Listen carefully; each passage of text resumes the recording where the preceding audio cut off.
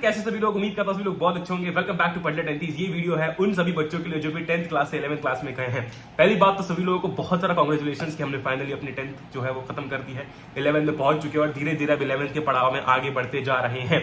ठीक है, इस बीच में यार जो 10 से 11 का ट्रांजिशन है वो इतना ज्यादा इजी ट्रांजिशन नहीं होता है।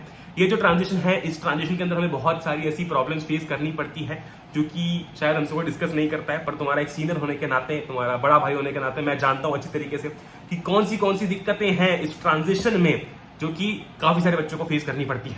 ठीक है, और यहाँ पर यार जब मैं बात कर रहा हूँ इस ट्रांजिशन की, तो ट्रांजिशन से मेरा मतलब ये है कि जो भी बच्चा 10th में था, जब तुम 11th में जाओगे ना, तुमको पता चलेगा कि यार 10th ना 11th की 10% भी नहीं थी, 15-20% भी नहीं थी। क्योंकि 11th के अंदर जो चीजें हमें देखने को मिलती है, जो चीजें हम सीखते हैं वो बहुत ज्यादा होती हैं। ठीक है, और वहां पर चीजें बहुत बदली हुई होती हैं। तो आज स्पेशली जब मैं बात करता हूँ, बहुत सारे बच्चों ने साइंस लिया होगा, बहुत सारे बच्चों ने कॉमर्स लिया होगा, बहुत सारे बच्चों ने ह्यूमैनिटीज लिया होगा। ठीक है, जो भी बच्चा साइंस लेता है ना, साइंस में देखो क्या होता है, जब हम साइंस लेते हैं तो या तो हम सोचते हैं कि अगर नंबर बहुत अच्छे आ रहे थे साइंस में, मैं साइंस ले लेता हूँ। ठीक है, या तो हम पीयर प्रेशर के कारण लेते हैं, या फिर हम किसी के इन्फ्लुएंस में आके लेते हैं कि भैया इसने साइंस लिया है तो मैं भी साइंस लूंगा। ठीक है, इसने अगर साइंस चूज किया है तो मैं भी साइंस चूज करूंगा, ये सोच के हम लोग जो है वो साइंस चूज कर रहे होते हैं। अब इसमें इस मोमेंट में बच्चों को 3 कैटेगरीज में बाइफरकेट कर सकता हूँ। ठीक है, पहली कैटेगरी में वो बच्चा आता है जिसको 11th में जो बच्चा भी जा चुका है, ठीक है, जिसने पढ़ना स्टार्ट कर दिया है पीसीएम और पीसीबी का, है ना, और चीजें ठीक ठीक समझ में आ रही है।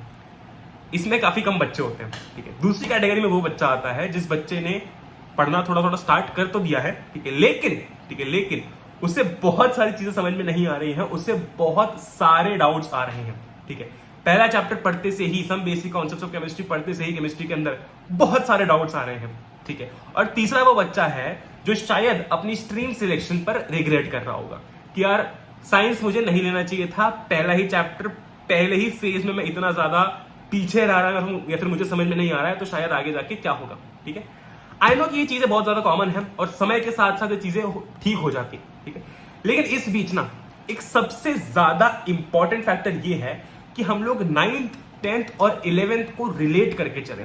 देखो होता यह है कि हम ये सोचते हैं कि यार 11th एक नई क्लास है, पुराना कुछ हमको याद नहीं रखना है। ठीक है, 11th एक नया चैप्टर है, नया फेज है, हमको पुराना कुछ भी याद नहीं रखना है। पर जिस बच्चे की 9th और 10th स्ट्रांग है, जिस भी बच्चे का फाउंडेशन स्ट्रांग है ना, उसको 11th में कभी दिक्कत नहीं आती। ठीक है, क्यों? क्योंकि जब तक आपके, देखो 10th में 9th में हम लोग रट्टा मार लेते थे, चीजें हो जाती थी। ठीक है, पर 11th में ऐसा होगा, पीसीएम पीसीबी में स्पेसिफिक्टली, कि हर सवाल एक नया चैलेंज लेकर आएगा, है ना, और वो चैलेंज आप तभी पूरा कर सकते हो जब आपको उस पर्टिकुलर क्वेश्चन का कॉन्सेप्ट पता है। मान लो कि काइनेमैटिक्स का कोई सवाल आता है, एक चैप्टर तुमको आगे जाके आएगा, एक तुम पढ़ोगे इसके अंदर, ठीक है, फिजिक्स के अंदर। अब काइनेमैटिक्स में तुम फॉर्मूले याद करके सिर्फ आंसर्स अटेम्प्ट नहीं कर सकते हो। इलेक्ट्रिसिटी में क्या था 10th क्लास में कि फॉर्मूला याद कर लिया, अप्लाई कर लिया, हो गया। पर काइनेमैटिक्स में तुमको ये समझना पड़ेगा कि मैं ये फॉर्मूला अप्लाई कर रहा हूं तो क्यों कर रहा हूं, कैसे कर रहा हूं और कब करना है। ठीक है, ये फर्क पड़ जाता है आपके 9th 10th और 11th में, और इसीलिए बहुत सारे बच्चे अभी फिलहाल डिलेमा में चल रहे हैं। ठीक है, देखो इसके लिए मैं कुछ नहीं बोलूंगा कि तुम स्ट्रीम चेंज कर दो, छोड़ दो, हाँ तुम सोच तो रहे होगे ऑफकोर्स, पर इसके लिए ना तुम्हारे कॉन्सेप्ट्स क्लियर होना बहुत ज्यादा जरूरी है। ठीक है, और वो कॉन्सेप्ट्स कैसे क्लियर होंगे? वो कॉन्सेप्ट्स क्लियर होते हैं जब हम लोग 9th और 10th का बेस स्ट्रॉन्ग करके चलते हैं और साथ ही साथ उसको 11th से रिलेट करके चलते हैं। तो यहाँ पर यार without wasting any more time, है ना, मैं काफी टाइम सोच रहा था कि लाया जाए, पर इसको इस फॉर्मेट में लाया गया तो कोई भी दिक्कत नहीं। ठीक है, हम लोग तुम्हारे लेकर आए हैं एक फ्री ब्रिज कोर्स। ठीक है, ये एक फ्री, तुम कह सकते हो ब्रिज कोर्स है, फाउंडेशन कोर्स है। अब ये फाउंडेशन कोर्स क्या है? बेसिकली ये एक ऐसा कोर्स है, ठीक है, फ्री है, ऑफ कोर्स कंप्लीटली फ्री है, कोई भी बच्चा, क्योंकि देखो इस पॉइंट ऑफ टाइम पर ना सबसे ज्यादा इंपॉर्टेंट है कि बच्चे को हेल्प मिल जाए, है ना, और वो मैं चाहता हूं कि भैया तुमको अच्छी तरीके से मिल जाए, क्योंकि इस पॉइंट पर तुम बहुत ज्यादा डिलेमा में हो, और वो डिलेमा जो है वो मैं जानता हूं कैसा होता है, इसलिए तुम्हारे लिए कंप्लीटली फ्री है। ठीक है, ये जो एक ब्रिज कोर्स है, ये जो क्रैश कोर्स है, ये क्रैश कोर्स नहीं बोलेंगे, इसको ब्रिज कोर्स बोलेंगे। इस ब्रिज कोर्स के अंदर, ठीक है, आपको 9th और 10th के जो टॉपिक्स हैं, कैसे वो 11th में, है ना, कैसे वो जो टॉपिक्स हैं वो आपको 11th में काम आएंगे, या फिर मैं ऐसा भी कह सकता हूं कि कैसे जो 11th के बेसिक्स हैं जो कि 10th और 9th से रिलेट करते हैं, वो आपको इसके अंदर पढ़ाए जाएंगे, जो कि सबसे ज्यादा इंपॉर्टेंट होता है। देखो ब्रिज कोर्स बहुत सारे बच्चे देखना नहीं चाहते क्योंकि उनको लगता है ये तो 10th का है, मैं तो 11th का देखता हूं। पर ट्रस्ट में जिस भी बच्चे ने ब्रिज कोर्स या फिर ये जो फाउंडेशन क्लासेस होती है ना वो देख ली ना, उसको समझ में आ जाता है कि यार इस कॉन्सेप्ट को मुझे कैसे 11th में रिलेट करना है, जो कि सबसे ज्यादा इंपॉर्टेंट है। ठीक है, अगर बेसिक क्लियर हो गया फिर कोई भी दिक्कत नहीं है। ठीक है, अब ये जो फ्री हमारा ब्रिज कोर्स है, ये जो फ्री हमारा फाउंडेशन कोर्स है, वो कैसे अवेल कर सकते हो, नीचे लिंक दी हुई है डिस्क्रिप्शन के अंदर। ये जो आपका फ्री ब्रिज कोर्स है, क्रैश फाउंडेशन कोर्स है, ये डाउटनेट की ऐप पर जो है वो रन होगा। ठीक है, क्योंकि ऑफ कोर्स अभी अपने पास में इतनी ज्यादा वो नहीं है कि हम लोग सारी चीजें एक साथ रेफर कर सके। ठीक है, तो ये जो अपना फ्री ब्रिज कोर्स है, फ्री फाउंडेशन कोर्स है, ये डाउटनेट के एप्लीकेशन पर रन हो रहा होगा। ठीक है, अब इसका शेड्यूल कैसा रहेगा, तो देखो तुमको यहाँ पर शेड्यूल दिख रहा होगा एक तो, है ना। रोज तुम्हारी लाइव क्लासेस लगेंगी, ठीक है, दोपहर में। और इन लाइव क्लासेस के अंदर फिजिक्स, केमिस्ट्री, मैथ्स, बायोलॉजी सभी की जो आपकी फाउंडेशन क्लासेस है वो रन हो रही होंगी। मतलब ऐसा नहीं कि रोज होंगी, क्योंकि रोज अगर फाउंडेशन क्लासेस पढ़ोगे तो 11 का पढ़ ही नहीं पाओगे। ठीक है, तो ये जो आपका ब्रिज कोर्स रहेगा, इसके अंदर आपका एक दिन फिजिक्स, एक दिन केमिस्ट्री, एक दिन बायो, ऐसा करके 6 जून तक ये आपका ब्रिज कोर्स जो है वो चलेगा।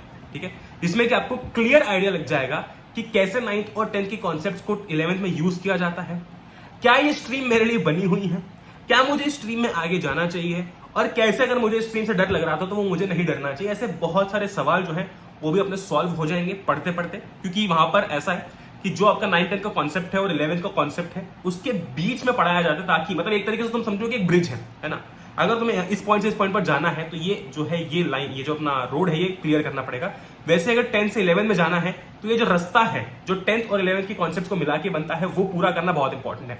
लिंक नीचे डिस्क्रिप्शन में है, कंप्लीटली फ्री क्रैश कोर्स है। कैसे हम लोग इसमें एनरोल कर सकते हैं, लिंक नीचे दी हुई है, उस पर क्लिक करो। अगर तुमने डाउटनेट के एप्लीकेशन अभी तक इंस्टॉल नहीं किया तो कर लो, फ्री ऑफ कॉस्ट तुम्हारा ये क्रैश कोर्स है।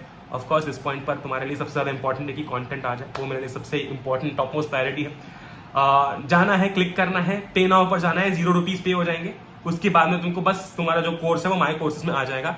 लाइव क्लासेस होंगी, ठीक है, ये जो आपकी क्लासेस होने वाली है लाइव क्लासेस होंगी। इन लाइव क्लासेस के अंदर आपका पूरा फिजिक्स, केमिस्ट्री, मैथ्स, इसकी जो ब्रिज क्लासेस है, ये जो फाउंडेशन क्लासेस है वो चल रही होंगी। ठीक है, तो पहली बात, तुम्हारा जो सारा डिलेमा है वो क्लियर हो जाएगा। आई नो अभी भी बहुत सारे बच्चे डिलेमा में है।